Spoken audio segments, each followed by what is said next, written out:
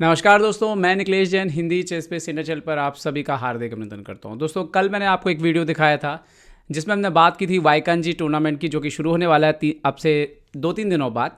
लेकिन उसके इतिहास की हम बात कर रहे थे और हमने आपको बताया था कि विश्वनाथन आनंद जी ने इस टूर्नामेंट को 5 बार जीता। कल हमने बात की थी 1989 की, आज हम बात कर रहे हैं 1998 की, 1998 की। और इस टूर्नामेंट में से जो हमने गेम चुना है वो चुना है विश्वनाथ आनंद जी का वैसलिन टोपोलोव के खिलाफ। हालांकि इसके ठीक 12 साल बाद दोनों ने आपस में विश्व चैंपियनशिप भी खेली। उस पर भी कभी आएंगे, उस पर ऑलरेडी कुछ वीडियोज़ हैं। तो विश्वनाथ आनंद जी ने इस टूर्नामेंट को भी जीता 1998 में। तो आइए देखते हैं क्या कुछ हुआ इस मुकाबले में। आप ये भी देख सकते हैं कि जब हमने पिछला गेम आपको दिखाया था कल, तब उस समय विश्वनाथ आनंद जी की रेटिंग 2500 को ही सिर्फ उन्होंने टच किया हुआ था, जबकि अभी आप देखेंगे स्क्रीन पर तो 1998 में ऑलरेडी विश्वनाथ आनंद जी 2770 पहुंच चुके थे। मतलब 2700 के कितने ऊपर जा चुके थे। और इससे पहले कि मैं गेम शुरू करूं, ये भी मैं बता देना चाहूँगा कि एक बार ध्यान दीजिए कि आज भी 22 साल बाद भी विश्वनाथ आनंद जी 2750 के ऊपर के खिलाड़ी हैं। कितनी महानता उन्होंने दिखाई है। 2-3 दशकों तक अपना जो है आप देखिए मेंटेन करना खुद को। अभी भी भारत के नंबर 1 खिलाड़ी हैं। बहुत बहुत हम उनको धन्यवाद देते हैं कि उन्होंने भारतीय शतरंज को बहुत कुछ दिया। चलिए अब आते हैं इस गेम पर, क्या कुछ हुआ इस गेम में। इस गेम को बहुत अच्छा गेम माना गया, खुद आनंद जी ने इसको एनोटेट किया। चेस बेस में आपको मिल जाएगा।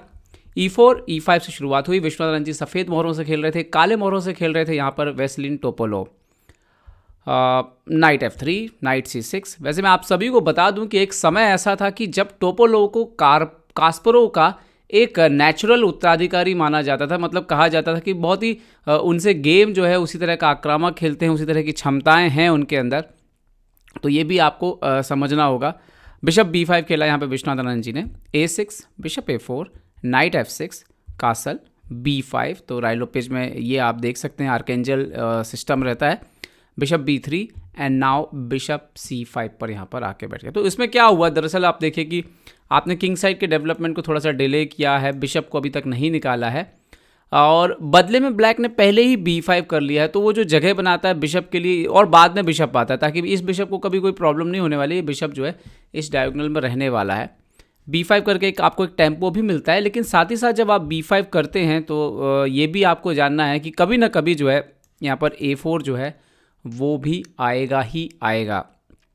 और जब भी A4 आएगा तो इस स्ट्रक्चर को A4 या C4 के माध्यम से वाइट जो है इस स्ट्रक्चर पर हमला कर सकता है। हालांकि C4 बहुत ही कम देखा गया है। यूजुअली C3 और D4 के लिए इसका इस्तेमाल किया जाता है C पॉन का। खैर इस मैच में क्या हुआ देखते हैं। विश्वनाथ आनंद जी यहाँ पर अपने एनोटेशन में लिखते हैं कि इस लाइन को पॉपुलर करने का जो श्रेय जाता है, मतलब इसको लोकप्रिय बनाने का, वो जाता है टोपोलोव और शिरोव को। दोनों ने इस पर काफ़ी काम किया था।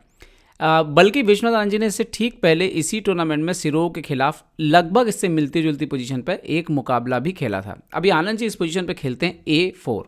ओके, डायरेक्ट ही उन्होंने यहाँ पर एक शॉक दिया और B5 को चैलेंज कर दिया। रुक B8 खेला यहाँ पर टोपोलोव ने। तो आनंद जी खेलते हैं C3। और यहाँ पर डेफिनेटली जो है आप देखिए कि अगर ब्लैक मारने के लिए जाएगा कभी भी, तो ब्लैक का ये जो पॉन है ये हमेशा एक्सपोज हो जाएगा, अकेला रह जाएगा यहाँ पर। तो इसीलिए ब्लैक इंतजार करेगा कि वाइट B5 पे पोजीशन को सॉल्व करे। आप यहाँ पर टोपोलोव खेलते हैं D6। तो आनंद जी ने इमीडिएटली सेंटर को ओपन किया D4, क्योंकि उनका किंग तो ऑलरेडी सेफ है यहाँ पर, जबकि अपोनेंट का किंग जो है वो अभी तक सेंटर पर है। तो सेंटर को जितना जल्दी ओपन किया जा सकता है करना चाहिए। ओके, बिशप B6 यहाँ पर टोपोलोव ने मारा नहीं। A×B5 यहाँ पर आनंद जी ने सॉल्व किया। A×B5 और अब H3। अब ये क्या है कि H3 आपके बिशप के लिए एक चैलेंज है कि अब ये बिशप आप कहाँ से निकालेंगे। क्या आप उसको बिशप B7 से रखना चाहेंगे या आपको इस डायगोनल में कहीं जगह दी। तो इस डायगोनल में आप देख सकते हो ना तो ये स्क्वायर अवेलेबल है, ना ये स्क्वायर अवेलेबल, ना ये, क्योंकि D5 आ रहा है। तो सिर्फ BD7 एक नेचुरल स्क्वायर है जहाँ पर हो सकता है। लेकिन यहाँ पर टोपोलोव ने पहले कैसल किया। आनंद जी खेलते हैं रुक E1। तो जवाब में टोपोलोव खेलते हैं रुक E8। और अभी भी उन्होंने इस बिशप को अपना होल्ड रखा है, अभी भी उसको एक स्क्वायर नहीं दिया है। वो चाहते तो जैसे बिशप B7 एक लाइन हो सकती थी, यहाँ पर रुक E8 खेला उन्होंने। और अब यहाँ पर आनंद जी अपना एक प्रकार से जो एक और नाइट है जो मतलब बचे हुए मोहरे उनको निकालने की प्रोसेस पूरी कर रहे हैं। और नाइट अब A3 से जो है वो बाहर आता है, साथ ही साथ B5 को चैलेंज कर रहा है। अब B5 का चैलेंज जो कर रहा है उसका मतलब ये है कि अभी एक प्रकार से अपोनेंट को फोर्स कर रहा है कि B4 जो है आप पुश करो। तो जैसे ही आप यहाँ पर टोपोलॉव B4 पुश करते हैं तो आप फोर्स मूव कहिए या आनंद जी की प्लानिंग कहिए, उनको C4 का स्क्वायर जो है यहाँ पर मिल जाता है। नाइट C4 यहाँ पर खेलते हैं Anand ji. Okay, BC3 E into D4 और अब आनंद खेलते हैं यहाँ पर नाइट इंटू B6, रुक into B6, C into D4 और नाइट इंटू E4 यहाँ पर खेलते हैं टोपोलॉव। अच्छा, यहाँ पर अगर रुक इंटू E4 आता तो शायद ये ब्लंडर होता, वो अगली चाल से आपको पता लग जाएगा। यहाँ पर जैसे ही नाइट इंटू E4 खेला और इसके बाद विश्वनाथ आनंद जी के पास जो है एक प्लान था और वो प्लान बिल्कुल क्लियर था कि कहीं ना कहीं यहाँ पर जो टोपोलॉव के मोहरे हैं वो थोड़े से मिसप्लेस्ड हैं। जैसे कि B6 पे जो रुक है वो ज़्यादा कुछ नहीं कर रहा है, ये जो नाइट है C6 पे ये भी ज़्यादा पार्टिसिपेट नहीं कर रहा है, बिशप अभी तक अपने घर पर रखा हुआ है। तो कहीं ना कहीं जो है एक तो उनके मोहरे जो है बहुत अच्छे स्क्वायर पर थे नहीं, दूसरी एक समस्या क्या है कि ये राजा के सामने जो है आसपास जो है वो मोहरों की थोड़ी सी कमी हो रही थी। तो आनंद जी का प्लान जो है यहाँ से शुरू होता है।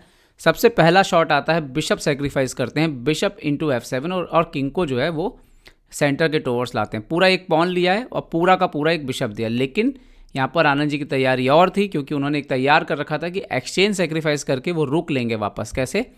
रुक इंटू E4, तो rook into E4, now knight G5 check, king G8, so knight into E4। अब ये पोजीशन अगर आप ध्यान से देखोगे तो वैसे तो ब्लैक के पास अपोजिट कलर बिशप आ चुका है, लेकिन पोजीशन वाइज अगर आप देखोगे, आप कंपेयर करोगे ये नाइट से ये नाइट, तो आपको वाइट का नाइट अच्छा लगेगा।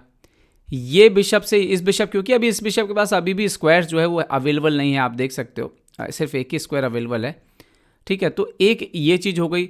दूसरा, अगर आप कंपेयर करोगे इस रुक से इस रुक को, तो B6 का रुक ज़्यादा काम नहीं कर रहा है, जबकि वाइट के पास हमेशा रुक 8 का थ्रेट रहेगा। सो नाइट इंटू E4 के बाद यहाँ पर ब्लैक ने खेला बिशप F5, अपना एक और आखिरी पीस जो है बोर्ड पर निकालते हुए, लेकिन आनंद जी खेलते हैं नाइट G5, यहाँ पर गुड मूव। अब अलग अलग तरह की थ्रेड्स जो है वो फ्यूचर में आने वाली हैं, जैसे क्वीन F3 करके यहाँ पर चालें आ सकती हैं, इवन D5 करके और उसके बाद क्वीन D4 करके, तो वही मैच में भी हुआ।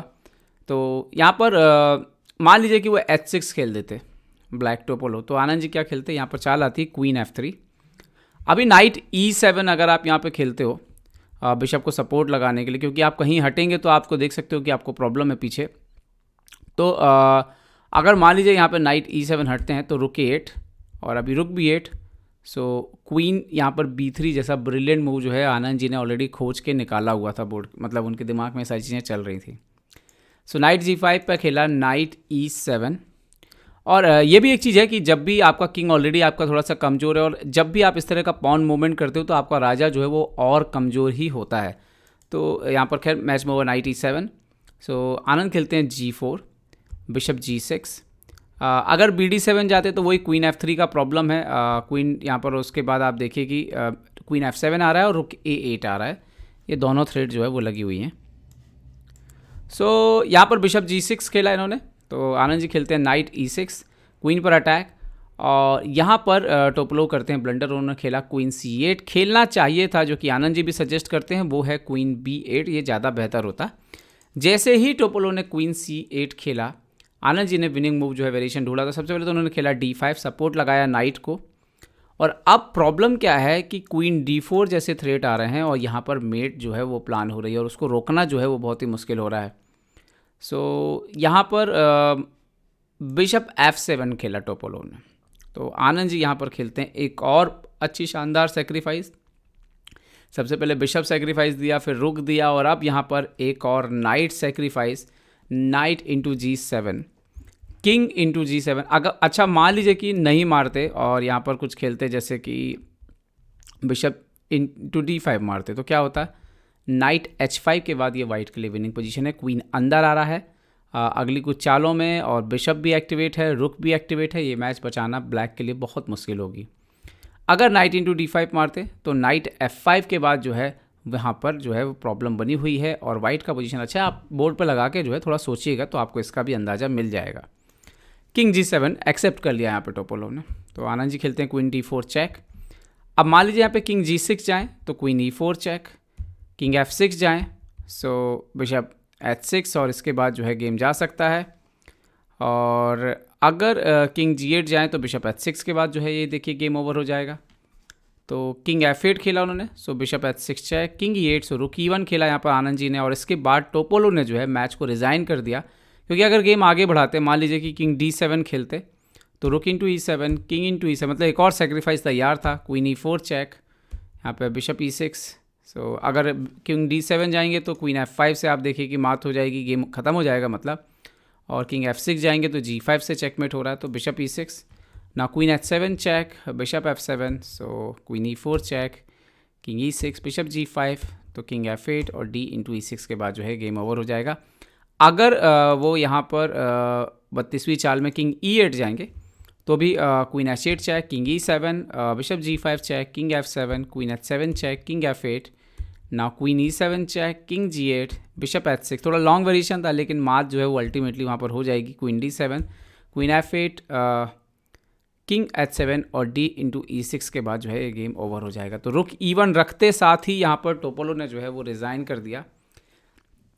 तो इस पूरे गेम में अगर आप ध्यान से देखेंगे तो इसमें सबसे अच्छी बात यह है कि आनंद जी, अगर आप ध्यान से देखेंगे तो यहाँ से जैसे एक्सचेंज होना शुरू होते हैं और वो जिस तरह से राजा की अपोनेंट की पोजीशन को भापते हैं, जैसे ये मोहरे को इम्प्रूव कराना, ये एक इम्पॉर्टेंट पार्ट था गेम का।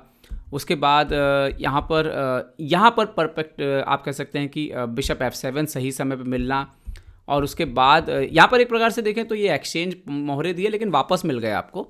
तो सिर्फ आप कोई प्यादा भी आप नहीं है, लेकिन पोजीशन वाइज आपकी पोजीशन जो है वो काफ़ी सुधर जाती है। तो ये आनंद जी की गेम की खासियत रही इसमें।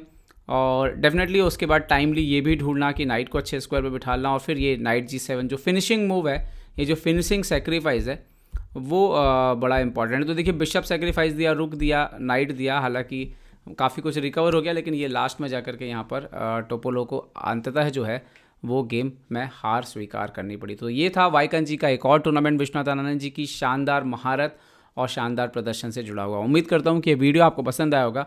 पसंद आया हो तो लाइक, शेयर और सब्सक्राइब करना ना भूलें। देखते रहिए चेसबेस इंडिया। चेसबेस इंडिया के लिए मैं निकलेश जैन। जय हिंद। तो उम्मीद है आपको हमारे वीडियो पसंद आए होंगे। अपने सुझाव हमें जरूर दें और याद रखें, शतरंज की हर छोटी बड़ी खबर के लिए जुड़े रहें चेसबेस इंडिया चैनल से। जी हाँ, चाहे वो खिलाड़ियों के इंटरव्यू या फिर वो खेल का विश्लेषण, चेसबेस इंडिया हमेशा आपके लिए खबरें लाएगा सबसे तेज, सबसे जल्दी। सब्सक्राइब करें हिंदी चेसबेस इंडिया चैनल को।